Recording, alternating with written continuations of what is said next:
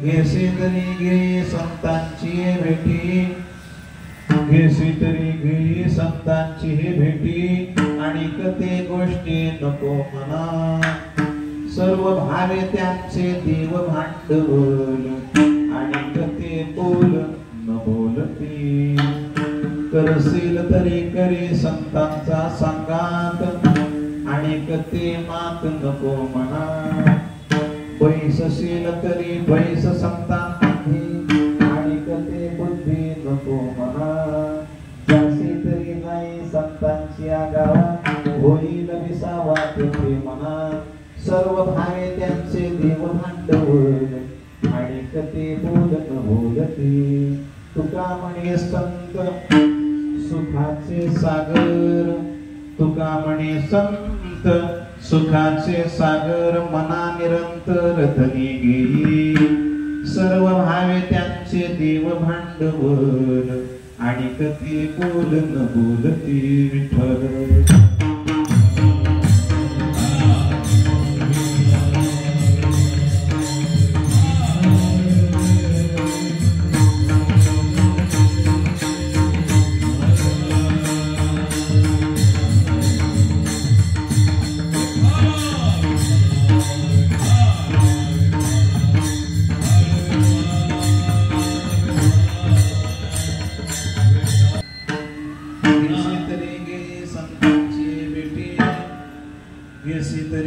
संतांची भेटी, आणि कधी गोष्टी नको मना, सर्व भावे त्यांचे देव भांडवल, आणि कधी बोल न बोलती. पांडुरंगा करू प्रथम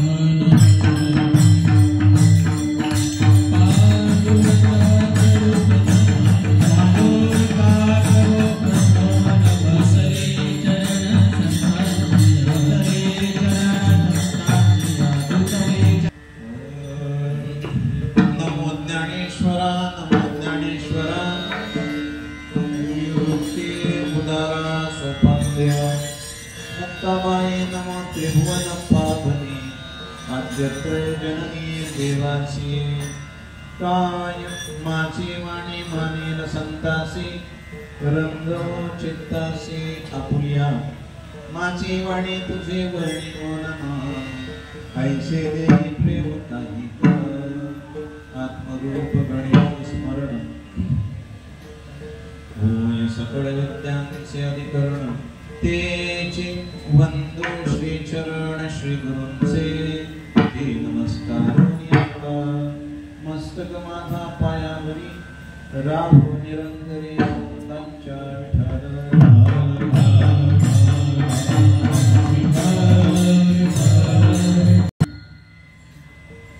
घेसे तरी गे संतांची भेटी, आणि कधी गोष्टी नको मना, सर्व भावे त्यांचे देव भांडवल, आणि कते बोल न बोलती.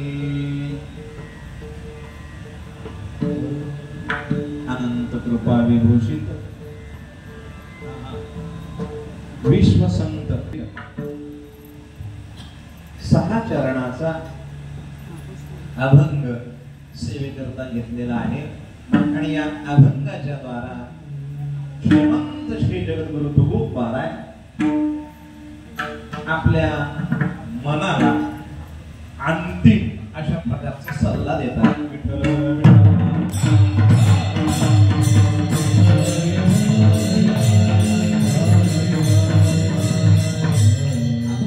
बोलण्यापूर्वी अल्पसा 2 शब्दाचा पर्याय देणं अगत्याचं आहे. अखंड हरिनाम सप्ताह ग्रामस्थ मंडळ कोपरी सेक्टर 26 आणि वर्ष 26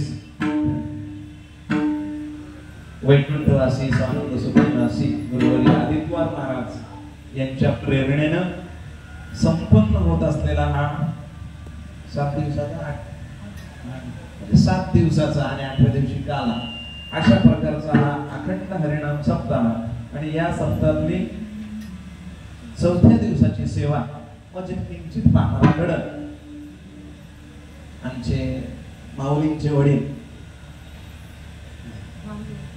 डॅडी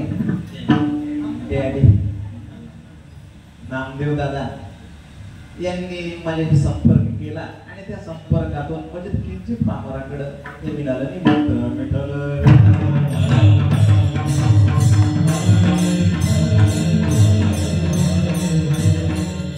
त्यांनी फोनवर आज सांगितलं मला माऊलींचे वडील म्हणजे त्यांना वाटलं की मी ओळखतो आता चेहऱ्याने बऱ्याच माऊलींना पण ओळखतो पण मला नाव तेवढं काही ज्ञान नव्हतं. माऊलींना बऱ्याच वर्षापासून त्या महाराजांना पण ओळखतो पण नावच माहिती नाही. शुभम महाराज म्हणजे असं आहे बरेच वर्षापासून तेही मला ओळखतात पण माझं नावाने ओळख नाही. परंतु असू द्या त्यांचा आग्रह माऊलींचीच खरी इच्छा होती की राम महाराजांचं इकडं आपल्या गावामध्ये सेवा झाली पाहिजे आणि त्या आग्रहास्तव हट्टापायी त्यांचा संपर्क माझ्याशी झाला. आणि खरं म्हणजे 8:30 ते 9:30 म्हटलं की थोडंसं जीवावर आलं नंतर थोडासा पॉज घेऊन पुन्हा मग म्हटलं ठीक आहे चला सगळ्या संत सज्जनांची भेट होईल आणि म्हणून ते निमंत्रण स्वीकारलं.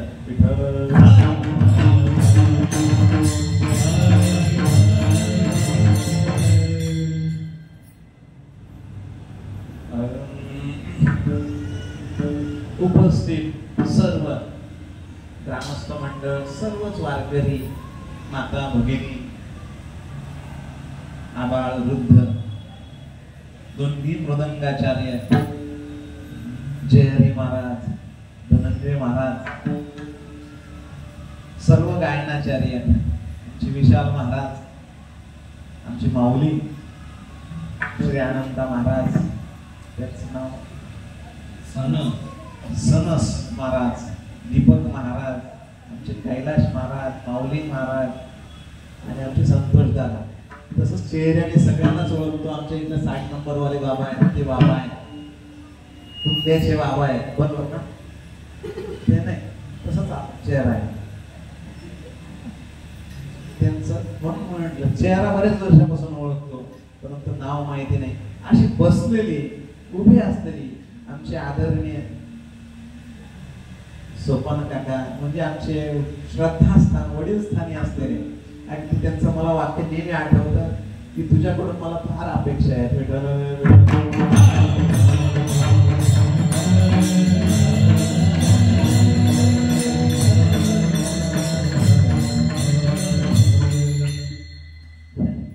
सगळे आमच्या दिंडी मालकीन बाई आहेत सर्वच आहेत आमचे नकुल महाराज आणि ते ज्ञानेश्वरीवर जीवापाड त्यांचं असं प्रेम आहे आणि म्हणून आज मला काही टेन्शन नाही माझाच कीर्तनाला ओव्या कुठे आडल्या तर 2-2 ज्ञानेश्वरी करणारे विशेष प्रेम सगळेच करतात विशेष प्रेम करणारे महाराज आहेत. तिकडे कॅमेरामॅन बसले लक्ष नव्हतं बघा आमचे 60 नंबरचे अध्यक्ष चालक मालक तेही त्यांच्याही दिंडीत आपण आता आम्ही नारद महर्षी सारखे आहेत आम्ही सगळ्या दिंड्यांमध्ये चालतो आमचं सगळीकडे सन्मान होतो. असू द्या त्यांच्याही चरणावर नतमस्तक अशा सर्वांच्या चरणावर ज्ञान घरी बसलेल्यांच्याही चरणावर नतमस्तक आणि या बालकाचं अगदी 1 तास कीर्तन होणार आहे पण सर्वांच्या चरणावर नतमस्तक होऊन प्रार्थना आहे ज्या ज्या वेळेस विठ्ठल विठ्ठल भजन होईल ना ज्या ज्या वेळेस त्या वेळेस पायाने टाळी वाजवायची कसं काय हाताने टाळी आणि मुखानं परमात्म्याचं नामचिंतन बाबा हेच खरं काय कीर्तन. विनेगरी बाबांचं राहिलं बघा विनेगरी बाबा त्यांच्याही चरणावर दंडवत तसंच सगळ्यांमध्ये आले म्हणजे विशेष आहेत. त्यांनी विना घेतला नसता तर विना घेऊन कीर्तन करावं लागलं असतं मला त्यांच्याही चरणावर दंडवत. फक्त सूचना अशी ज्या ज्या वेळेस विठ्ठल विठ्ठल भजन होईल त्या वेळेस नामचिंतन करायचंय कारण की या अग्राल विकराल भयानक अशा कलियुगामध्ये भगवत नामचिंतनाशिवाय पर्यायच नाही असं सर्व संत महात्म्यांचं वचन आपल्याला पाहायला सापडतं. कलौतक हरि कीर्तनात हरेर्नामेव केवलम हरेर्नामेव केवलम किंवा कलियुगा माझे म्हणून फार हवा काढली महाराज त्या प्रमाणाची. हे म्हणजे नामचिंतन करा प्रत्येक बुवाला सांगतो इतकी हवा काढली नामचिंतन या साधनेची की कोण करायलाच बघत नाही.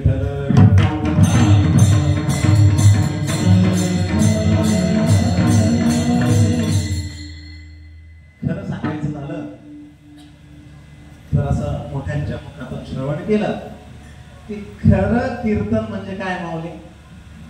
नामचिंतन हेच खरं कीर्तन आहे.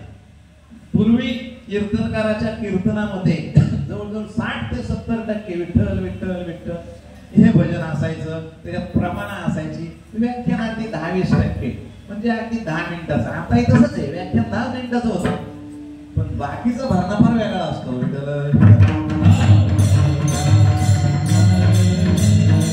सांगायचं आहे कीर्तन म्हटलं की नाम, नाम म्हटलं की कीर्तन. गलावतात हरी कीर्तनात म्हणजे कीर्तनात नामचिंतनच झालं पाहिजे. नामचिंतन हेच मुख्य आहे. नामचिंतनाशिवाय कीर्तन असू नये आणि कीर्तनात नामचिंतनच असावं. मग बाकीचा मसाला, फोडणी, जिरी, राई, मोरी ज्याच्या त्या प्रमाणे ज्याच्या तो हाताला जशी चव, तसं ज्याची चव आवडली त्याला लोक बोलवतात. एवढाच फरक आहे.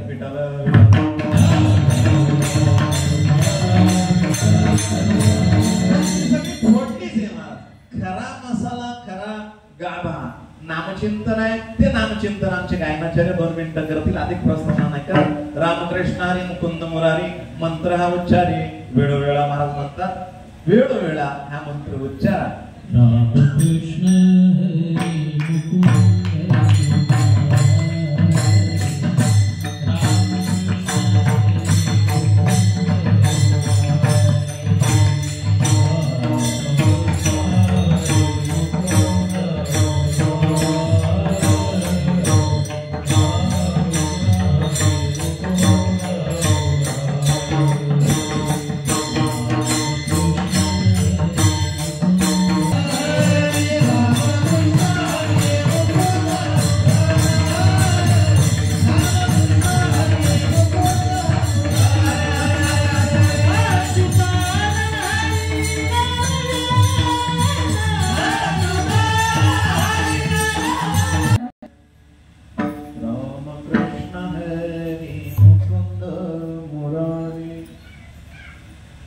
अच्युतानर हरी नारायण. गोड आहे. भजनातच सामर्थ्य आहे. नामाची आवडी तोची जाणा दे, न धरी संदेह काही म्हणे. आणि या नामावर आपण प्रेम केलं पाहिजे. प्रेम सरळ सरळ होत नाही, त्याच्यासाठी प्रयत्न करावे लागतात. असो श्रीमंत श्री जगद्गुरु तुकोबाराय या अभंगात मनाला एकदम अंतिम वैतागून सत्य निश्चयानं ठासून अशा प्रकारचा सल्ला देतात. आपणही सल्ला देत असतो आपल्या मुलाला, बाबा त्यांच्या जोडीला नको फिरू, रात्री अपरात्री धाब्यावर नको जात जाऊ, 12 वाजता घरी येत जाऊ नको, संध्याकाळी लवकर घरी येत. असे सल्ले बऱ्याच वेळा. मग त्याची प्रक्रिया बदलते, त्याची सल्ला देण्याचा हे बदलतो आणि मग शेवटी तो वैतागतो सल्ला देणारा आणि मग शेवटचा कधीतरी सल्ला देतो. हे बघ, तू असं केलंस तरच तुझं भलं आहे. करायचं असेल तर कर, नाहीतर करू. घेसी तरी घे, घ्यायची असेल तर घे. संतांची भेटी अनेक ते गोष्टी नको म्हणा. संतांची भेट घ्यायची असेल तर घे बाबा, आता वैतागलोय. दुसऱ्या गोष्टी करू नकोस. बैस असेल तर तरी बैस, बसायचं असेल तर बस, करायची असेल संगत तर कर. सगळी भाषा तुकोबाऱ्यांची अभंगात अशी. करायचं असेल तर कर, बसायचा फायदा काय? विसावं होईल आणि सुख मिळेल. हे तुझं हित आहे, एवढं हित आहे. हे साधायचं असेल प्रत्येकाला विसावा पाहिजे. दिंडीत पाहिजे का नाही? पहिला सकाळचा नाश्ता, दुपारचा नाश्ता, मग रात्रीची विश्रांती. विसाव्याशिवाय जीवन नाही महाराज. विसावा आला का बरा वाटतो, पायाला बरा वाटतो, मनाला बरा वाटतो, सगळ्या शरीराला बरा वाटतो. विसावा पाहिजे ना जीवाला, तर तो विसावा मिळेल. आणि जे तुका म्हणे संत सुखाचे सागर, ते सुखही तुला मिळेल. हे अंतिम साध्य आणि अंतिम सल्ला जगद्गुरु तुकोबाऱ्यांनी या अभंगात दिलेला आहे. का सल्ला देतात मनाला? एवढं मनाला का स्थान देतात? तुम्ही लयच भाव देता बाबा त्यांना, जाऊ दे ना, त्याच्या मागे कशाला लागतं, सोडत ना. नाही, त्याच्या हातात 10,000 मतं येते. त्याला पुसलाच पाहिजे. त्याने ठरवलं तर तो 10,000 मतांवर काय करेल ते लवकर लक्षात येईल. आता ताजा होऊन गेलाय आणि त्याच्यामुळे त्याला पुसलाच पाहिजे. तर आता त्याने काही मागणी केली ती त्याची पूर्ण केली पाहिजे. कारण की त्याच्या हातामध्ये काहीतरी काय आहे,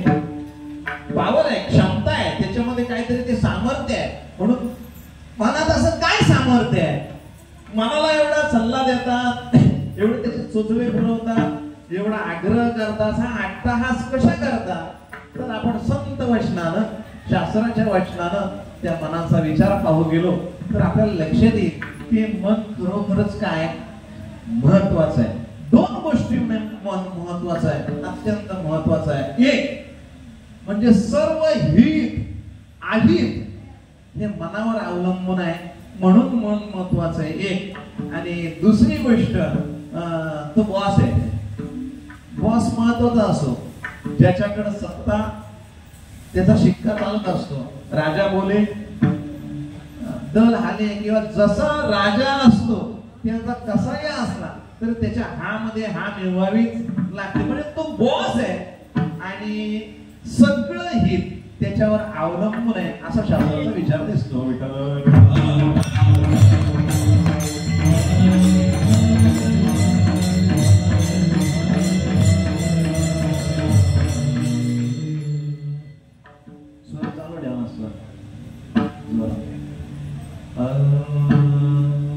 शास्त्रकार सांगतात, उपनिषदामध्ये असं चिंतन आलंय, मन एव मनुष्यानां कारणं बंध मोक्षयो बंधाय विषयासक्तं मुक्तिर्निर्विषयं स्मृतं.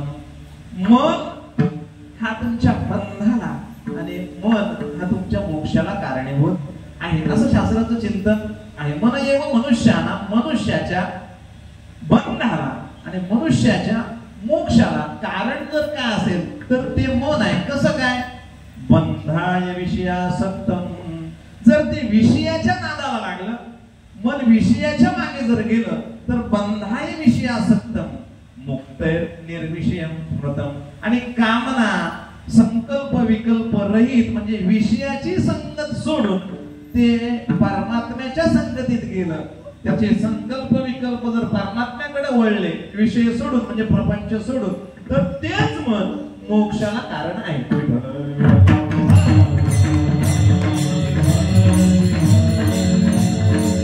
पहिली गोष्ट सांगितली, मनाला महत्व देण्याचं कारण काय? जगद्गुरु तुकोबारायांनी सगळे संत मनाला महत्व देतात, त्याचं कारण काय? हजारो प्रमाणात तुकोबारायांची हजारो ठिकाणी, शेकडो नाही मला हजारो ठिकाणी नाथ महाराजांनी मन शब्द, ते आपल्याकडे पीडीएफ गाथा आहे, तुम्ही मन शब्द टाका, किती वेळा सापडतो बघा. तुमचं बोट थकून जाईल पण गाथा संपणार नाही लवकर.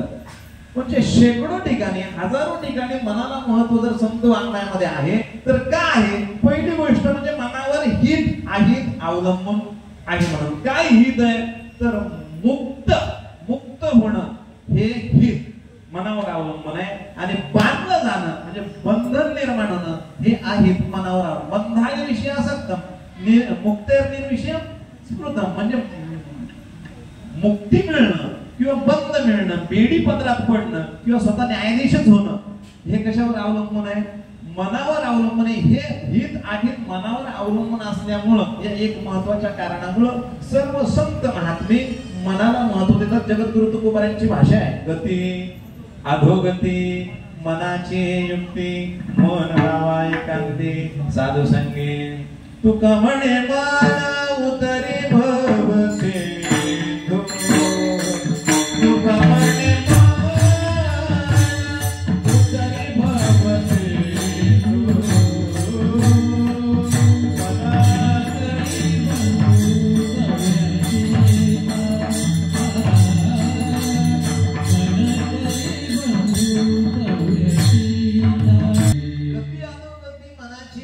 गती आणि अधोगती हे मनावर अवलंबून आहे. म्हणजे तुमचा प्रगती व्हायची की अधोगती व्हायची हे मनावर आहे. त्याच शेवट तुका म्हणे मन, ती गती कोणती म्हणजे प्रगती कोणती आणि अधोगती कोणती, शेवटच्या चरणात तिथं तुकोबाराय सांगतात. तुका म्हणे मन करी उतरी भव सिंधू मन करी बंधू 84ता 84 लक्ष योनीमध्ये तुम्ही फिरत राहायचं. कधी डुक्कर व्हायचं, मांजर व्हायचं, कुत्र व्हायचं, उंदीर व्हायचं, डास व्हायचं, चिलट व्हायचं, ढेकून व्हायचं, म्हैस व्हायचं. जे व्हायचं ते व्हायचं. 84 लक्ष योनीत जे तिकीट काढायला जो पैसा लागतो तो सगळा मन पुरवतो. हे सगळीकडचे तिकीट आहेत, हे सगळे थिएटर आहेत. पिक्चर बघायला जायचं पण ते डोळे काढवायचे. 3D ला कसे वेगळा चष्मा लावतात तसंच आहे मला. प्रत्येक योनीचा चष्मा वेगळा, गाढवाचा वेगळा, कुत्र्याचा वेगळा, घुबडाचा वेगळा, काही ना दिवसा दिसतं, काही ना रात्री दिसतं, काही ना काही दिसत नाही, काही आंधळे देतात, काही पांगळे, सगळे पण मला तिकीट मन काढून देतात. मनाशिवाय कोणाच्याच काउंटरवरती तिकीट भेटत नाही. मला सगळे काउंटर मनाच्या हातात आहेत. गती आदो मन करी बंधू 84चा एका वाक्यात, मग 84चा किंवा मन करा रे प्रसन्न सर्व सिद्धीचे कारण मोक्ष अथवा बंधन सुख समाधान इच्छा. ते महाराज सांगतात मनाच्या हातात मोक्ष आहे आणि मनाच्या हातात बंद आहे. म्हणजे पहिला आपला मुद्दा असा होता, मनाला काय एवढी व्हॅल्यू देतात, त्याला एवढं काय डोक्यावर नाचवतात, तर मनावर सगळं काय तिकीट काउंटर मनाच्या हातात आहे. दुसरी गोष्ट, मन हा राजा आहे. मन काय, सकळ इंद्रिय मन हे प्रधान, तो बॉस आहे महाराज. आणि बॉसच्या कसाही असला तरी त्याची चापलूसी त्याच्या सेवकांना करावीच लागते, जसं असेल तसा. महाराज म्हणतात, म्हणा माऊली तुम्ही बरोबर प्रमाण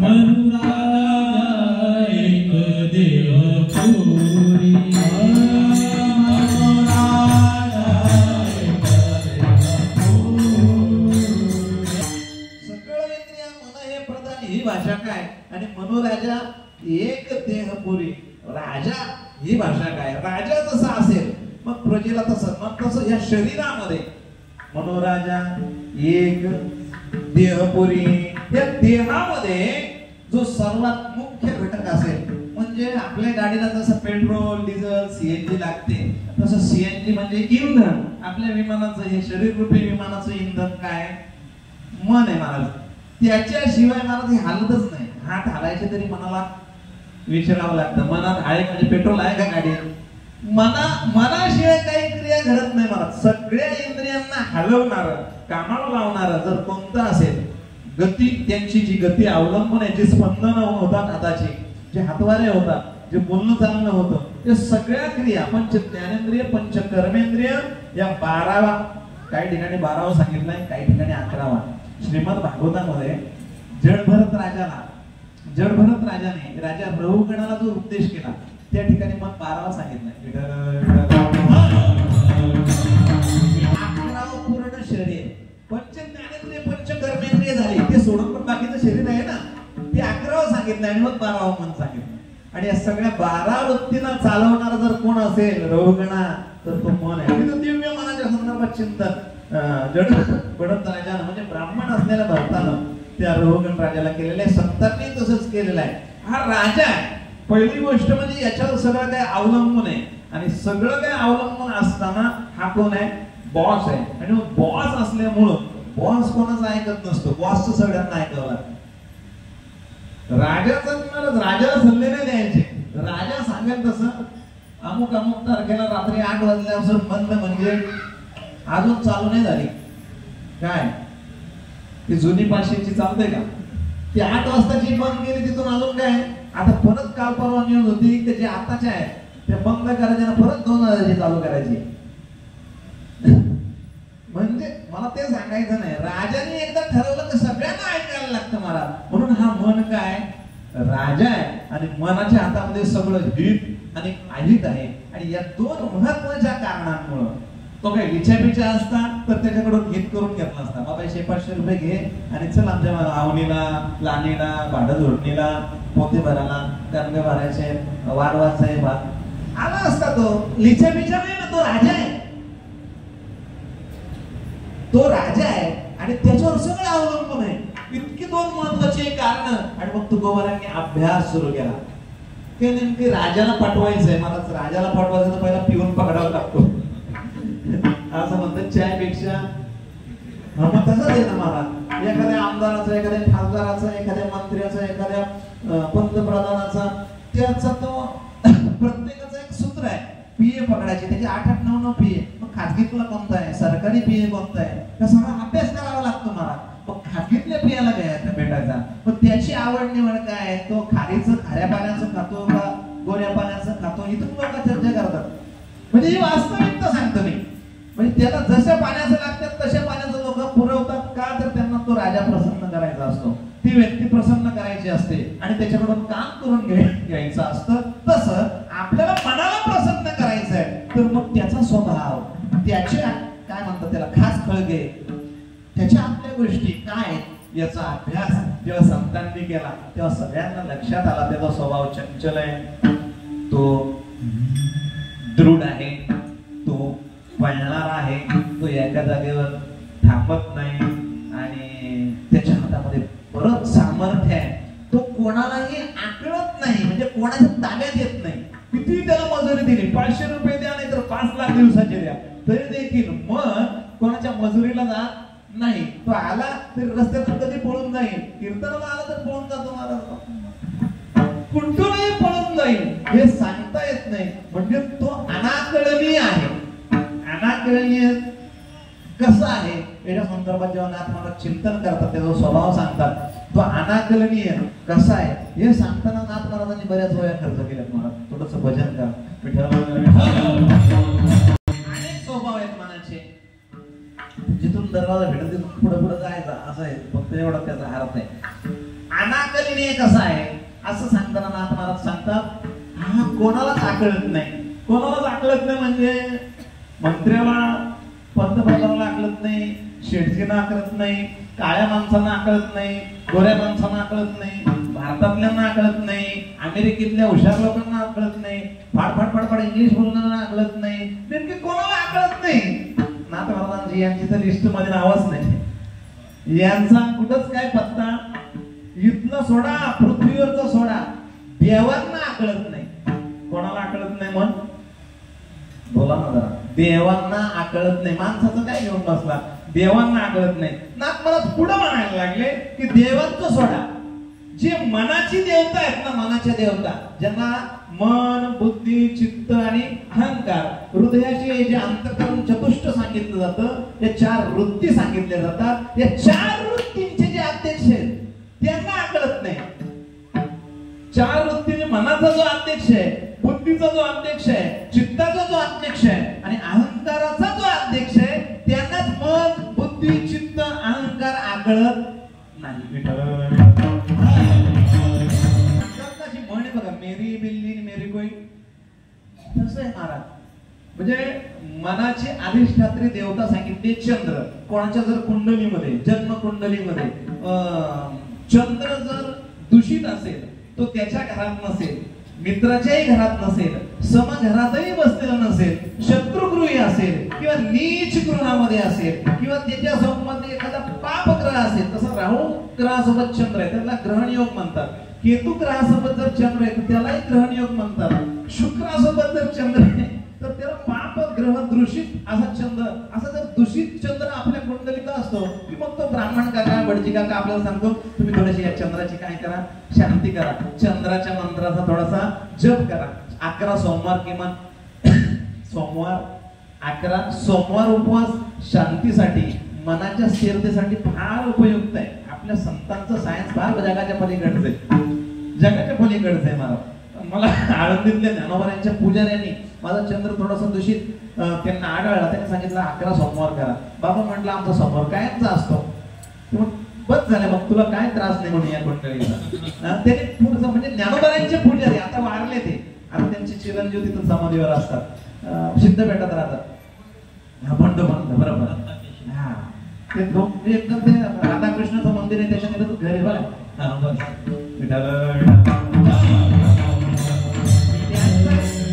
मला नाव माहित, त्याने मला कुंडली म्हणून दिली होती. ती असेल पण घरात कुठेतरी पडलेली एवढंच, पण त्याचं नाव बरंच चेहऱ्यानेच ओळखतो मी. दत्ता केशरी, दत्ता केशरी.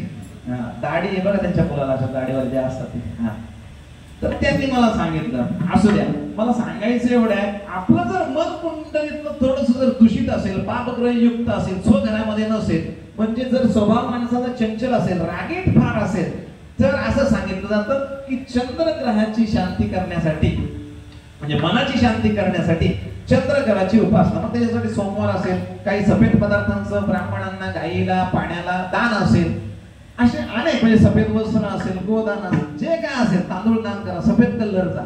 का तर चंद्राचा कलर आहे आणि त्याच्याने मन शांत होतं. मी का चिंतन मांडतोय, मनाच्या शांतीसाठी चंद्राची उपासना सांगितली, नुसती इथंच नाही सांगितली, ज्योतिषशास्त्रानेच सांगितली असं नाही. श्रीमद भागवत श्रीमद भागवताचं चिंतन करत असताना ऐका, श्रीधराचार्यांची जी टीका आहे त्याच्यामध्ये प्रत्येक स्कंदाला त्यांनी काहीतरी लक्षण सांगितलं. श्रीमद भागवत हे महापुराण आहे, बाकीचे पुराण आहेत, काही उपपुराण आहेत. मग ते महापुराण का 10 लक्षणं त्याला नसतात म्हणून महापुराण आहे. बाकीच्यांमध्ये 10च्या पेक्षा कमी आहेत.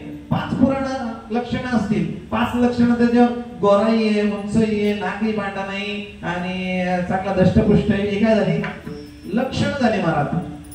ओळखायचं लक्षण काय, काहीतरी त्याची खूण सांगितली जाते. तसं पुराण ओळखायचे, जो महापुराण आहे ओळखायची खूण काय, 10 प्रकारची लक्षणं. अत्र सर्ग विसर्गश्य स्थानं पोषण होत या मन्वंतरेशानुगता निरोध मुक्तिराश्रया. जिथं सर्ग आहे, विसर्ग आहे, पोषण आहे, मुक्ती आहे म्हणजे उद्दी आहे, वासना आहे, मन्वंतर ईशानुगता निरोध आहे म्हणजे परमात्म्याने केलेला असुरांचा निरोध आणि आश्रयस्थान. अशा या सगळ्याच लक्षणांचं, पुराण लक्षणांचं ज्या ठिकाणी चिंतन होतं त्याला काय म्हणतात, महापुराण म्हणतात. त्यात ते 5च असतील तर त्याला पुराण म्हणतात, 5 पेक्षा कमी असतील तर त्याला उपपुराण अशा प्रकारचं म्हणतात. मला हे सांगायचं नाही, पुराण लक्षण सांगत असताना ईशाणू कथा नावाचं पुराण लक्षण 9व स्कंदामध्ये श्रीधराचार्यांनी लावलं. प्रत्येक भक्ताने वेगवेगळं लावलंय, चिंतन केलंय श्रीमद भागवताच्या संदर्भात. त्यापैकी श्रीधराचार्यांनी 9व स्कंदाला चिंतन करत असताना सांगितलं सूर्यवंश आणि चंद्रवंशाच्या कथा श्री शुकदेवांनी परीक्षितीला सांगितल्या. आता या सूर्यवंशाच्या कथा आणि चंद्रवंशाच्या कथा एकंदरीत 24 अध्यायामध्ये आले. त्यापैकी 13 अध्यायामधून सूर्यवंश सांगितलाय आणि 11 अध्यायातून चंद्रवंशाच्या कथा सांगितल्यात. म्हणजे चंद्रवंशात झालेले जे राजे आहेत त्यांच्या कथा आहेत. तर त्याचं कारण सांगत असताना सूर्यवंशाचं चरित्र का सांगायचं आणि का ऐकायचं आणि चंद्रवंशातील राजाच्या, सूर्यवंश म्हणजे प्रभू रामचंद्रांची कथा आली, रघुराजांची आली, दिलीपाची आली, भगीरथाची आली, सगळ्या वरपर्यंत महाराज, ईश्वाकू, मानधाता हे सगळे राजे सूर्यवंशातले. मग चंद्रवंशात म्हणजे भगवान श्रीकृष्णांचा आणि मग त्याचे सगळे पूर्वज महाराज. इथून चंद्रवंशाचे त्यामध्ये बऱ्याच कथा आहेत. 11 अध्यायात त्या कथा शॉर्टकट मध्ये सांगितलेल्या आहेत. मला सांगायचं एवढ्या सगळ्या कथा सांगत असताना श्रीधराचार्याने फक्त एकच लक्षण सांगितलं, वासना निवृत्ती जर करायची असेल, 6व्या स्कंदामध्ये वासना सांगितल्या, मनुष्य वासना, संत वासना, असुर वासना, त्याचे प्रकार, मग त्याच्यासाठी आलेले चरित्र, प्रल्हादाचं आलेलं चरित्र, हिरण्यकश्यपूचं आलेलं चरित्र आणि धर्मराजांना सांगितलेलं चरित्र. धर्माच्या रूपाने मनुष्य वासना, हिरण्यकश्यपूच्या रूपाने असुर वासना आणि प्रल्हादाच्या रूपाने देव वासना ही निवृत्त करण्यासाठी काही उपाय करायचे. वासना निवृत्तीसाठी दान धर्म सांगितलाय, मन्वंतर आणि सद्धर्म, काही दान धर्म करायचा. पहिला सांगितलं गजेंद्राचं चरित्र, काहीतरी भगवंताचं स्मरण गजेंद्राने केलंय, तसं आपण नामचिंतन करायचं, आपल्या वासनांची निवृत्ती होते. जोपर्यंत वासना जात नाही तोपर्यंत मुक्तीपर्यंत पोहोचता येत नाही. हा सरळ नियम आहे. मग वासना निवृत्तीसाठी सद्धर्म सांगितले, नामचिंतन सांगितलं, सगळे उपाय सांगून झाल्यानंतर शुकदेवजी म्हणतात तरी सूक्ष्म वासना शिल्लक राहते. माणसाला पुन्हा जन्माला यावं लागतं. मग ती सूक्ष्म वासना कुठे राहते, बुद्धीत राहते आणि मनात राहते. जसं एखाद्या तेलाचं भांड जर असेल तर त्याच्यात चांगली सुगरणबाई कितीही धुतलं तरी दूध तापवत, तेल ज्याच्यामध्ये आहे त्या भांड्यामध्ये किती वेळा धुतल्यानंतर तुम्ही दूध तापवता, नाही तापवत महाराज. त्याचा लेश जसा शिल्लक राहतो तसा अंतःकरणामध्ये आपल्या सूक्ष्म वासनेचा लेश शिल्लक राहतो. बुद्धीमध्ये सूक्ष्म वासनेचा, पाप वासनेचा लेश शिल्लक राहतो. सद्वासना असेल, असद वासना असेल, त्या सगळ्या प्रकारच्या वासना बुद्धीत आणि मनात थोड्या का होईना शिल्लक राहतात. आणि मग त्यांची निवृत्ती करण्यासाठी चंद्राच्या वंशातल्या राजांची जेव्हा कथा ऐकली जाते तेव्हा मनातल्या वासना निवृत्त होतात. बुद्धीतली वासना निवृत्त करायची असेल तर सूर्यवंशातल्या म्हणजे प्रभू रामचंद्रांची कथा आणि कृष्णाची कथा या 2 कथा सतत ऐकत राहायच्या. म्हणजे बुद्धीतल्या वासना आणि मनातल्या बुद्धिगत वासना आणि मनोगत वासना निवृत्ती होतात, अशा श्रीधराचार्यांचं म्हणणं आहे. असं म्हणतात साक्षात परमेश्वराने दर्शन देऊन त्यांच्याकडे भागवत घेऊन घेतलं, प्रत्यक्ष भगवंताच्या आज्ञेने. आणि त्यांनी सांगितलेलं, आम्हाला फक्त मुद्दा एवढाच सांगायचा आहे, मी एकाच ओळीचा फक्त अर्थ सांगतोय. आता फक्त उभ्या सरळ म्हणे, चंद्राच्या उपासनेनं किंवा चंद्राच्या वंशातल्या नुसत्या राजांच्या उपासनेनं मनाच्या वासना जर निवृत्त होत असतील, एवढा जबरदस्त चंद्राच्या उपासनेचा परिणाम ज्योतिषशास्त्राने ज्योतिषात सांगितलं असं असणारा चंद्र कोणाच्या आधीन झाला विठ्ठल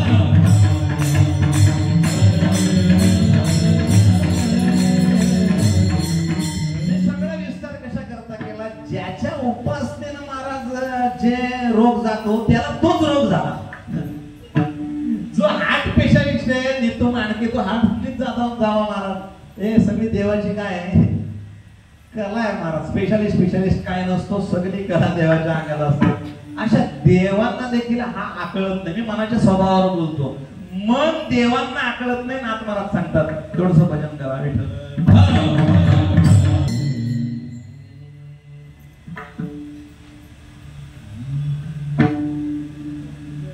मणे आकले सर्वांशी परी मन नाकळे कोणासी मने आकळले देवांशी ते केली इंद्रियांचे आटोपे चंद्र अधिष्ठाता मनासी मन चंद्रम्याची बुद्धी भ्रंशी व्यभिचारुणी गुरुपत्नीसी क्षयरोगी त्यासी मनी केले ब्रह्म अधिष्ठाता बुद्धीसी मन ब्रह्मयाची बुद्धी भ्रंशी निज पुत्रिका वारिता त्यासी स्वकन्येसी अभिलाषी ब्रह्मदेवावर आणि चंद्रावर थांबले नाही ना महाराज वासुदेवापर्यंत गेले चित्ती वासुदेवाचे अधिष्ठान त्याचेही हळूची थकी मन लावणी रुंदेचे ध्यान स्मशानी दान पडिला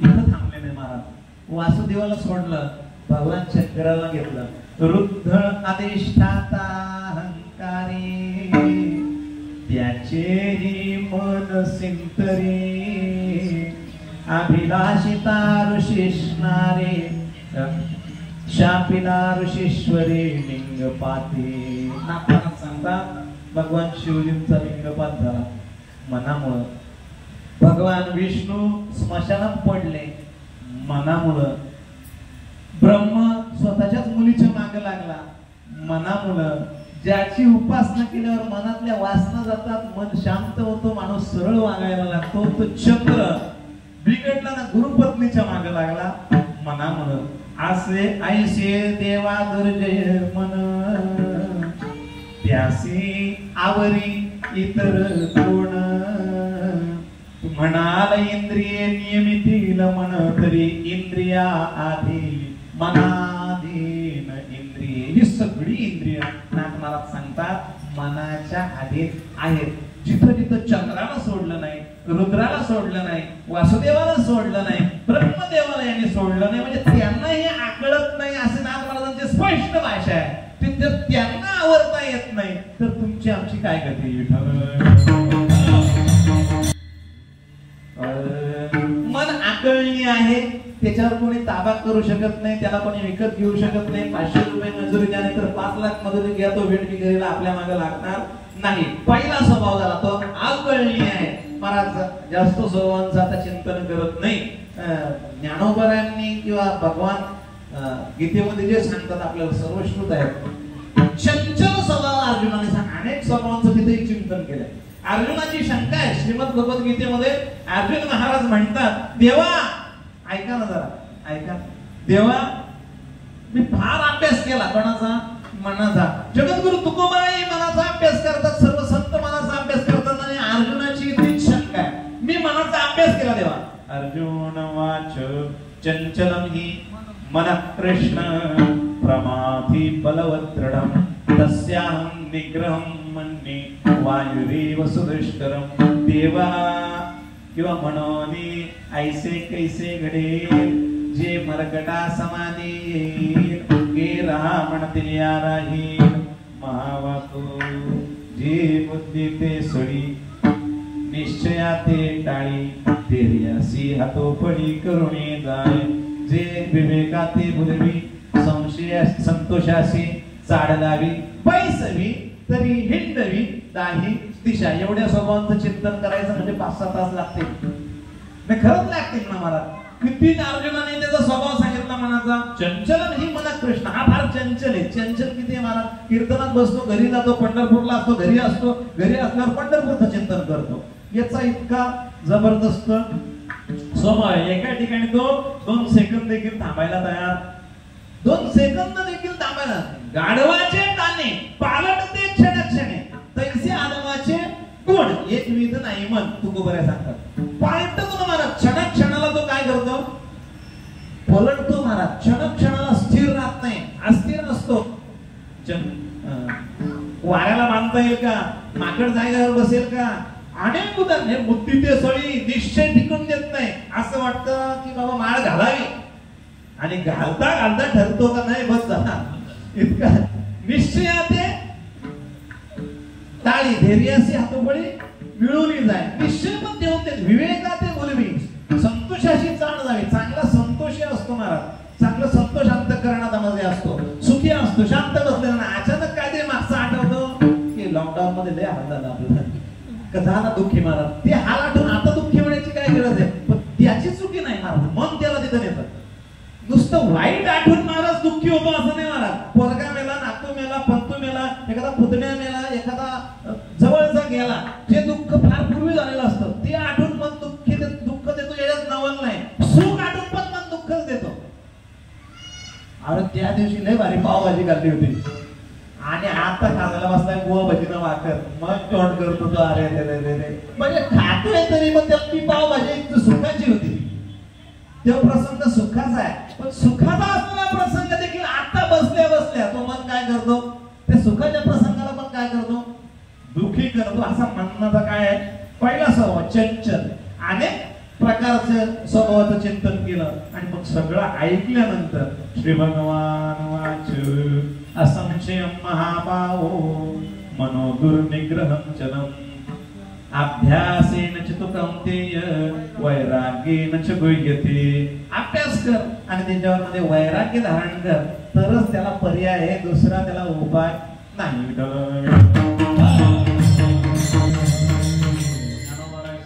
परी अभ्यासाचे आधारे परी वैराग्याचे आधारे अभ्यासाचे मोहरे कीर्तीने एक अवसर स्थिरावेल या मनाचे एक निके देखील या गोडीची आठाया सुखे म्हणून अनुभव सुखची कौतुके दावीत जाईने. एक गोष्ट चांगली आहे म्हणे. याला काय करायला लागतो. अभ्यास आणि दुसरा वैराग्य. याच्या 2 गोष्टी महत्वाच्या आहेत. हा हित आणि अहित जाणतो आणि हा राजा आहे. म्हणजे हा वेळ बिगरला येत नाही. तो स्वतःच काय राजा आहे. ध्येयाचं महत्व आहे. त्याच्यावरच मोक्ष अवलंबून आहे आणि तो महत्वाचा आहे. तो असा 5-10 लाख रुपये देऊन मुंडणारा 2-5 कोटी दिले ना एखादा नगरसेवक आमदार विकत घेतला असा पैकी तो बेचा नाही. हे 2 गोष्टी महत्वाच्या आहेत. तशा 2 गोष्टी ह्या पण महत्वाच्या आहेत. इथं त्याचा स्वभाव किती असला चंचल.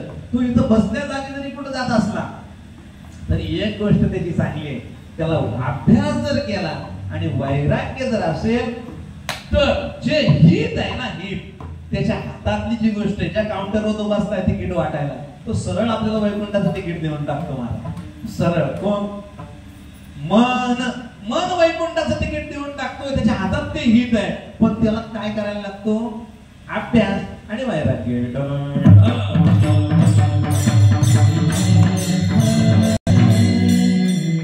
वैराग्याचे आधारे अभ्यासाचे मोहरे केतुलीने एक वेळ स्थिरावेल. केतुलीने एक अवसर स्थिरावेल. तो स्थिर होतो पण कशाच्या द्वारे अभ्यास करायला लागतो आणि वैराग्य लागतं. या मनाचे एक लिखे देखील या गोडीची आठाया सुखे म्हणून या अनुभव सुखाची कौतुके दावीत जायचे. याला सुख दाखवायला लागतं.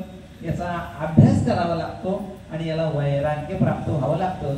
तरच आणि तर या मनाकडून आपल्याला कार्य करून घ्यायला घेऊ शकतो. किंवा तरच आपण आपलं हित साधू शकतो असं त्याचा सरळ सरळ अर्थ आहे. आता अभ्यास म्हणजे काय, कसला अभ्यास करायचा, त्याला सुख दाखवायचं म्हणजे कसं सुख दाखवायचं, आणि त्याला वैराग्य द्यायचं म्हणजे कसं वैराग्य द्यायचं, याचं चिंतन झालं की आपलं आपण कसं लागलं. त्याचा अभ्यास करायचा. अभ्यास करायचा म्हणजे हा चंचल आहे, त्याचा स्वभाव चंचल आहे, हे कोणाला आकळत नाही, मग त्याचा अभ्यास चांगल्या गोष्टींचा. म्हणून या मनाचे एक निके देखील या गोडीची या थाया सोके, याला सोकून ठेवतो. सोकून अपार सोकलाय, रोज येऊन त्याला भाकर खायची. या कुत्रा सोकला म्हणतो, दारात येतो ना, रोज भाकर खातो का, अरे ती दापटी सोन आहे ना, ती रोज त्याला भाकर देते. आता पहिले नुसती भाकरच द्यायची, आता बिर्याणी पण देते, रोज भाजी पण देते, श्रीखंड पुरी पण देते, आणि याला काय ठेवलाय, सोकावून ठेवलाय. सरळ सरळ आपण म्हणतो सोकवायला लागतो त्याला. तो सोकवाचा कसा, बसला आपण आंघोळ केली तर लगेच चालू करा, गंगे यमुने चैव गोदावरी सरस्वती. नाही जमलं, रामकृष्ण हरी रामकृष्ण हरी, याला सोकवाचा. रोज आंघोळ करायला घेतली, रामकृष्ण हरी. पूजेला बसला, मल्लिकार्जुन, सर नागेश्वर, विश्वनाथ, भीमाशंकर, त्र्यंबकेश्वर, वैद्यनाथ, केदारनाथ, ममलेश्वर, तारकनाथ, धृणेश्वर, सोमेश्वर, रामेश्वर, पंढरपूर, आळंदी, देहू, त्र्यंबक, सासवड, असं याला सोपवायचं. पंचक्रोशी, आता तुम्ही पंचक्रोशीला जाऊन आलेली माणसं आहेत. पंचक्रोशीला नाही, एकच वर्षी 2 दिवस लेट तर मनाने 1 दिवस करून टाकायच्या, आणि रोज ती साठवलेली रोज करायची. सगळ्या पंचक्रोशी, अयोध्या पंचक्रोशी, काशी पंचक्रोशी, सासवड पंचक्रोशी, आळंदी पंचक्रोशी, सगळे तीर्थक्षेत्र. किती वेळ लागले महाराज. आळंदीत गेला, इंद्रायणी स्नान केला, लगेच तिथे हनुमान आणि शनी महाराजांचं मंदिर आहे, तिथून प्रवेश केला, लगेच तिकडं महाराज महाद्वारामध्ये पादुकांचं दर्शन घेतलं, हैबत बाबांचं दर्शन घेतलं, नागपारावर गेला, तिकडे लगेच गणपती मंदिराकडून शॉर्टकट मारली, सकाळची होती त्याच्यामुळे गाववाल्यांना सोडतात, वारकरी आपण सरळ सोडतात, आणि लगेच आतमध्ये गेला, समाधीवर डोकं टेकलं, शॉर्टकट, आणि लगेच बाहेर आला महाराज. मल्लिकार्जुन आपला सिद्धेश्वर भगवंताचं दर्शन घेतलं, आणि लगेच तिथल्या पिंपळाला प्रदक्षिणा घालून समोरच्या पिंपळाला प्रदक्षिणा घातली, आतमध्ये गेले, ऋग्वेद, यजुर्वेद, अथर्ववेद, सामवेद, 4 वेदांचं दर्शन घेतलं, विनायकाचं दर्शन घेतलं, बाहेर आला. हनुमंतराय गरुड महाराज भेटले, लगेच तिकडं हैबत बाबा भेटले, जरा तिथून लगेच काळ्या मारू तिकडं. मग तिकडं आपला कासारवाला तो बसलेला असतो, चप्पल ठेवलेली असते, तो ओळखीचा आहे म्हणून तिथून चप्पल घ्यायची ना, लगेच जायचं तिथं असाच, गाडी तिथं निघला. किती सोपं आहे महाराज, किती वेळ लागला महाराज. एवढी सगळी मी ट्रिप सांगितलं, मल्लिकार्जुन 12 ज्योतिर्लिंगांची करायला महाराज 25,000 30,000 खर्च आहे. धावती करायला, स्टेची करायची असेल तर किमान लाख रुपये पाहिजे तुम्हाला. किती वेळ लागला महाराज, 2 सेकंद 2 मिनिटं लागतात. ह्यो चांगला स्वभाव आहे, मी सांगत नाही, ज्ञानावर आहे. या मनाचे निके देखील या गोडीची आठाया सोके, त्याला सोकून ठेवायचा. त्याला जे दाखवलं ना ते त्याला बघायला आवडतं, त्याला जी सवय लावली ते करायला आवडतं. मग ती चांगली सवय असो की वाईट सवय असो, चांगल्या सवयी जेवढ्या लावता येतील, जितक्या पटकन लावता येतील तेवढ्या लावून ठेवायच्या. जरी मध्ये त्याच्यामध्ये ब्रेक आला तरी ती आधी लावलेली सवय त्याला सोकून ठेवल्यामुळं तो पुन्हा तिथे यायला कदाचित तेव्हा आपला अनुभव वाढलेला असतो, तेव्हा विरक्ती वाढलेली असते, काही अनुभव संसाराविषयी आलेला असतो, आणि संसार दुःख रुपये कळलेला असतं. मग कदाचित आजीवन वेगळ्या प्रकारे त्याला सोकवू शकतो. असं सतत सोकवल्यानंतर त्याला ती काय लागते, गोडी लागते. आणि मग जे आपण ही सगळी ठिकाणं फिरलो, ही सगळी सुखाची ठिकाण आहे. देव सुखाचा आहे आणि संत सुखाचा आहे महाराज. म्हणजे अनुभव सुखची कौतुके, हे सुख दाखवायचं त्याला. आणि त्याला एकदा का तो सोकला, एवढा त्याचा चांगला स्वभाव आहे, आणि तो सोकला, हाच अभ्यास करायचा. जो अभ्यास सांगितला ना तो त्याला सोकवण्याचा अभ्यास आहे. आणि त्याला वैराग्य दाखवायचं आणि विवेक दाखवायचं. विवेक आणि वैराग्याशिवाय मन शांत होत नाही, ते आपलं हित करून देत नाही. आणि मग हे विवेक आणि वैराग्य कुठे मिळतं असं जर तुम्ही म्हणाल तर ते एक संतांकडे मिळतं. आणि म्हणून मनाला संत दाखवायचे.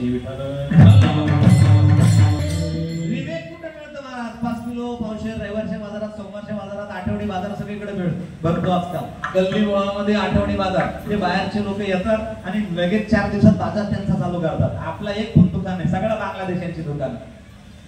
तुमचा काय अनुभव आहे? मग तुम्ही आयडी चेक करून बघा मी कुठं बोलतोय तर सगळीकडे तेच आहे. मला थोडस धर्मावर पण 1 मिनिट बोललं पाहिजे. आपली लोक त्यांच्या तिकडे चकल्या घ्यायला जातात, त्यांच्या तिकडे ते चायनीज त्यांच्या तिकडे, लेस त्यांच्या तिकडे, थम्सअप त्यांच्या तिकडे सगळं घ्यायला जातात. जागा आपलीच होती. त्याही येऊन डोका चालवला. 5 दिवसात त्यांचा बाजार टाकला आणि नवीन वाद ठरून लगेच चालू केला बाजार. अख्ख्या परिसरात बाजार, जिथं कीर्तनाला तिथं रस्त्यात ट्रॉफिक बाजाराची भेटते मला. 3-4 किलोमीटरवर बाजारात आपली. असू द्या, मी काय सांगत होतो, कोणत्याही बाजारामध्ये विवेक मिळत नाही. विवेक फक्त संतात. चंद्र तेथ चंद्रिका, शंभो तेथ अंबिका, संत तेथ विवेका. हसणे की ते विवेकाचे गाव, परब्रह्मेचे स्वभाव, ब्रह्मविद्येचे अवयव, अलंकार जे ते विवेकाचे गावच आहेत. ते विवेक नाही महाराज, विवेक मिळत नाही. ते म्हणजे विवेक. विवेकाचा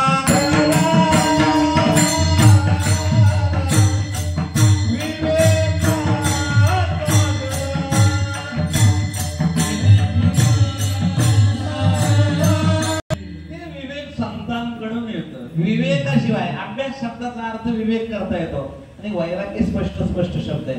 अभ्यास शब्दाचा अर्थ मनाला सवय लावणे, सोपवणे असाही करता येईल. आणि अभ्यास करून काय मिळतं मला? ज्ञान. पास होता येईल. ज्ञान म्हणजेच विवेक मला. विवेक आणि वैराग्याशिवाय मन आपलं हित करू शकत नाही. त्या मनामध्ये जर विवेकच नसेल, त्याला कळतच नसेल, समजत नसेल तर कुठेही भरकेल. आणि त्याच्याकडे जर वैराग्य नसेल तर तो विवेक टिकणार नाही. विरक्ती वाचून काही ज्ञानाशी तकण्याची नाही. ऐसे विचारुनी ठाई ठेविले देवे, किंवा हे विचारुनी ठाई ठेविले देवे. ते विवेक पाहिजे आणि ते टिकवण्याकरता वैराग्य पाहिजे.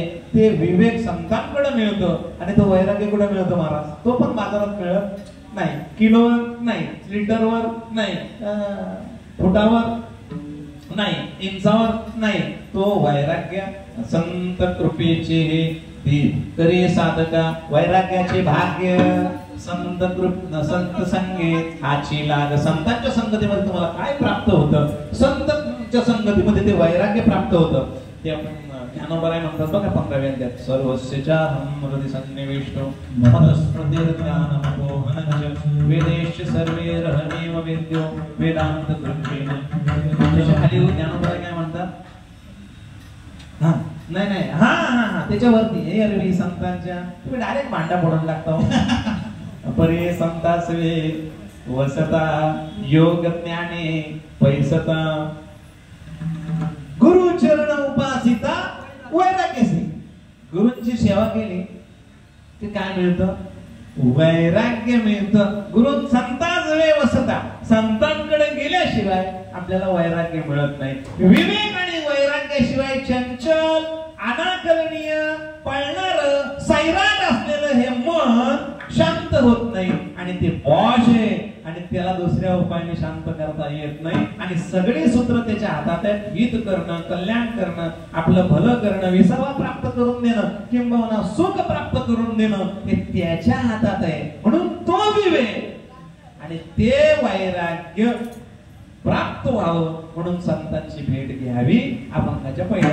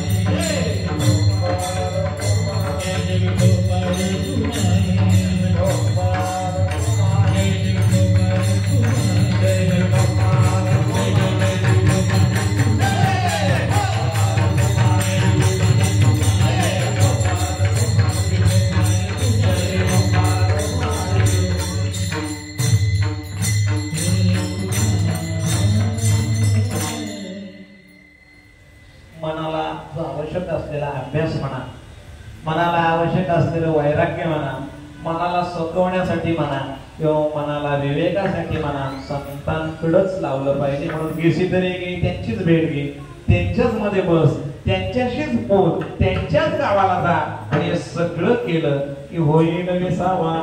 ते म्हणा तुला विसावा होईल म्हणजे तिला मिसळायची आवश्यकता आहे. आणि तुका म्हणे संत सुखाची सागर म्हणा निरंतर त्यांचं सुख मिळेल. त्यांचं लक्षण काय? सर्व भावे त्यांचे देव भांडवल आणि कधी बोल न बोलती. त्यांचं सगळं भांडवल देव आहे हे लक्षात घे.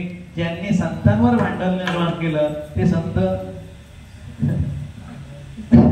त्यांचं भांडवल, आमचं सगळं भांडवल मला संतांवर आहे. आम्ही सहज घर जरी बांधलं सांगतो माऊलींची कृपा, पांडुरंगाची कृपा. आम्ही गाडी घेतली तरी सांगतो काय माऊली सांगतो आपण, माऊलींची कृपा. म्हणजे आमचं जे जे भांडवल असतं ना, नोकरी लागली माऊलींची कृपा. आमचं जे काय संसारातलं भांडवल आहे तुम्ही अर्थ लावला तो पण तसाच आहे. आणि यो सरळ सरळ सोपा आणि सभ्य अर्थ ह्योच आहे काय की आपलं जे सगळं भांडवल आहे आणि आपलं जे भांडवल असतं त्याला संतांचंच शेपूट मागे लावलं पाहिजे. की ज्ञानोबरांची कृपा, आमचा जो सप्ताह आहे ज्ञानोबरांची आपण लिहितो ना महाराज, संतांच्या कृपा आशीर्वादाने, आदित्वार महाराजांच्या ते लिहितोच ना प्रेरणेने. म्हणजे आपलं जे काही हे सगळं भांडवल असतं पारमार्थिक म्हणा सांसारिक म्हणा ते संतांच्या भांडवलावर असतं. आणि त्या संतांचं भांडवल एक परमात्मा असतो. ते परमात्म्याच्या नावावर भांडवल जमा करत नाही आणि संसारात तर बिलकुल जमा करत नाही. ते फक्त देवाला भांडवल करतात. धन घरी पांडुरंग अभंग हे सरेना. त्यांच्या घरचं धन, त्यांच्या घरचं भांडवल हे देव आहे. त्यांचं खरोखर भांडवल देव झालंय. त्यांच्याकडे जा, त्यांच्या जवळ बैस, त्यांच्याशी बोल, त्यांची संगती कर, तुला विसाळ मिळेल आणि तुला सुख मिळेल. अनेक प्रकारची प्रमाण, अनेक प्रकारची उदाहरणं, अनेक प्रकारचं चिंतन याच्या अनुषंगाने वेगवेगळ्या अनुषंगाने मांडण्याचा प्रयत्न करता येईल. पण आपली वेळ संपली आणि वेळेच्या पुढे जाऊ नाही. थोडस राहिलं तर राहू द्या, बघू कधीतरी. वैराग्य कसं मिळतं, ते ज्ञान कसं संतांकडेच मिळतं, याचे अनेक प्रमाण आणि उदाहरणं कोणाकडे काय मिळालं हे सगळे जागोजागी पावलोपावली संतांच्या चरित्रात ठासून भरलेले आहे. आपण त्या दृष्टीने जर त्यांच्याकडे पाहिले, तुकोबरायांकडे म्हस शोधायला गेला होता, त्याला घरी गेल्या गेल्या वैराग्य झाला. गेला होता नुसता म्हस शोधा, त्याला म्हस काय मार बघतोस, देव पाहाचा घरी एक नुसतं वाक्य, एक बाण मारला तुकोबरायांनी. सहज बोले तुका, सहज बोले वाणी त्याच्या घरी वेदांत. सहज बोलले ना महाराज. म्हशी हाकणाऱ्याला त्याला लिहिता नव्हता येत, वाचता नव्हता येत, आकटा वाजून आपल्याकडे म्हशी कोण हाकलतो सहसा? तोच गावात कोण असतो, त्याला काहीच शाळेत गेला नाही, आता राम मशीनवर. असा गंगाराम मवाळ घरी म्हस काय पाहतो, देव पण एवढंच बोलले. वैराग्य झाला, टाळकरी म्हणला, संत झाला, तुकोबराय स्वरूप झाला. शेकडो उदाहरण आहे, शेकडो. संतांकडे गेला त्याला वैराग्य झालं. संतांकडे गेला, मला सच्चिदानंद बाबा आदरे मेले होते महाराज, मेले. अख्खं आयुष्य संसारासाठी समर्पण केलं. ज्ञानोबारांनी उठवलं, मरतो कसा सच्चिदानंद, उठवलं आणि लगेच वाक्य वापरलं. माऊली म्हणतात उरले ते हरी तुम्हा समर्पण. काय पूर्वार्ध? नाही बरोबर झाले. आजीवरी नाही पडलो मृत्यूच्या आहारी, वाचून आलो इथं. आता मी वाचलो ना माऊली, तुमच्या कृपेने मी उठलो ना, मेलो होतो मी, माझी पत्नी सती चालली होती, वाचलो ना. सच्चिदानंद तू मरतोस कसा, तुझं नाव आनंद आहे. ज्ञानोबारांनी सांगितलं, याला वैराग्य झालं. उरले ते ज्ञानोबाराय तुम्हा समर्पण. निघाले तिथून घरी गेले नाही महाराज सच्चिदानंद बाबा. आणि म्हणून जबरदस्तीने नाही महाराज, जबरदस्तीने बोलायला लागतो, बाबा बस सप्त्यासाठी बस जरा पावती भरायला, जबरदस्ती बसवायला लागतात पोरं. लग्नाच्या आयाच्या वहीवर बस. इथं आदरे लेख तू झाला, आदर पूर्वक सच्चिदानंद आवडीने आदराने महाराज आदर या. तुमच्याशिवाय कोणी लिहू शकत? आपण बसवतो म्हणजे तुझ्यासारखी बरेच आहेत, बस तू नाही बसला तर दुसरा बस. पण तुमच्याशिवाय ज्ञानेश्वरी कोणी लिहू शकत? आदरे लेख. एक ज्ञानोबरांची भेट, विवेक झालं, वैराग्य झालं, निघून गेले. शेकडो उदाहरणं सांगतात येत. असो यथामती यथावकाश चिंतन करण्याचा प्रयत्न केला. बरोबर 10:30 झालं. आपण जे जे योग्य असेल, ज्ञानोबरायांचं असेल, असेल ते ग्रहण करायला काही हरकत नाही. जे माझ्या बुद्धीचं आहे, वेडवाकडं आहे, त्याच्यात काही तथ्य नाही, त्याला कोणतंच तत्व म्हणता येणार नाही, निकष नाही, ते तुम्ही सोडून द्यायला काही हरकत नाही. बोलिली लेकरे वेडे वाकडे उत्तरे. खरं म्हणजे तुमच्यासारख्या सर्व संतांचं या ठिकाणी भेट झाली. मला खरंच म्हणून हे सगळं, नाहीतर लय वायफळ मी पण बोलतो, पण आज नुसती प्रमाणच आठवत होती, ओव्याच येत होत्या. हे सगळं सामर्थ्य तुमचे, माझ्या वेड्यावरचं काहीच सामर्थ्य नाही. दुसरी एक आनंदाची गोष्ट, सगळे वारकरी वेशात पोशाखात इथे सगळे उभे आहेत. आणि दुसरी एक आनंदाची गोष्ट, गर्दीला महत्व नसतं महाराज, गर्दी कोण आहे ते महत्वाचं आहे. हजारो सप्ते होत असतील, पण त्या हजारो सप्त्यामध्ये एक 30-40 सप्त्यामध्ये आळंदी सोडली तर घोडीवाले पकवाजवाले हजारो सप्त्याचं सांगतो मी, एका सप्त्याचं नाही महाराज. घोडीवर पकवाज एक वांद्र्याला दिसतो आमच्या परिसरात, इथं आता कोपरीला बघलाय. आता आम्ही पण करतो ना वर्षभर, पण घोडी ही महाराज, घोडी असली तर ते सांगतात आम्हाला, आम्ही बसून करू का? बाबांनी त्याला सांगितलं मागच्या वर्षी घालता, तुम्ही नाही वाजवला तर एक कीर्तनकाराने सांगितलं बसून करू का? बाबांनी सांगितलं तुम्ही बाबा घरी जा, आमच्याकडे कीर्तनकार भरपूर आहेत, लय लांबून आलते ते. पण नियम म्हणजे, अरे ठीक आहे बाबा, 80 वर्ष झाली, 75 वर्ष तुला बसतात येत नाही, लोकांचा आग्रह आहे, गुरुवर येत, माझं बाबा घरी झाले. आदरणीय जोन महाराज संस्थेचे अध्यक्ष सदेवन बाबा झाले, 25 अक्षर झालेत महाराज त्यांचे, अशा गुरुवर यांचे. त्यांनी केलं तर ते संप्रदायाचे नियम मोडले थोडेसे, आपल्या भल्यासाठी मोडले, म्हणजे त्यांच्या भल्यासाठी नाही, तर ठीक आहे. पण खरं म्हणजे धनंजय महाराज, जय हरी महाराज अत्यंत सुंदर कपातर वाजवतात, सांप्रदायिक वेशात आहे, कोणताही रंगीत नाही. उभा राहिला का सगळा वेश पण लक्ष देतो महाराज, बसला का शाळ टाकली का संपला. बघा आता, म्हणजे मी खरं सांगतोय, काय त्यांचं काय चुकीचं आहे असं नाही, पण कुठेतरी सांगितलं पण पाहिजे. आणि तसं दिसलं तर सांगू ना महाराज, जर दिसलं नाही तर जिस गाव में जाओ उस गाव में बुरा मत करो, जैसा देश वैसा बेस बनाना पडताय. पण इथं जरी कॅमेरा चालू असला तरी ठोकून सांगायची इच्छा होते का नाही, का इथं आहे. आणि सगळं हे वातावरण खरं म्हणजे हे एकनाथ बाबा असतील, तुमचे आदित्वर बाबा असतील, अजून त्यांचे पूर्वज, या संतांमुळं हा नवी मुंबई परिसरामध्ये वैराग्याने विवेक टिकलेला आहे. कीर्तनात वैराग्याच्या विवेकाच्या चर्चा व्हाव्या, जर त्या होत असतील तशाप्रमाणे होतात तशा, तर समजायचं या ठिकाणी संतांचा काहीतरी आहे महाराज. नुसतं बदरिकेत आशीर्वाद नाही महाराज, आदित्य महाराजांचा असेल, एकनाथ महाराज त्यांच्या पूर्वजांचा, त्यांच्या गुरुवर्यांचा असेल, आहे म्हणून ते चर्चा होतात का नाही, तर वायफळच चर्चा होती. जिथं काहीच नसतं ना तिथं वायफळ चर्चा होतात. त्या आशीर्वादाशिवाय इथं विवेक वैराग्याची चर्चा होत नाही, हे मला इथं जाणवलं. असं जास्त आता वेळेच्या पुढे जाणं गरजेचं नाही. भजन घ्यायचंय, महत्वाचं माऊलींचा आग्रह आहे, ते भजन होईल आणि आपण सेवा प्रभू रामचंद्रांच्या चरणावर, हनुमंतरांच्या चरणावर सुपूर्द करू. भजन घ्या. ज्ञानेश्वर माऊली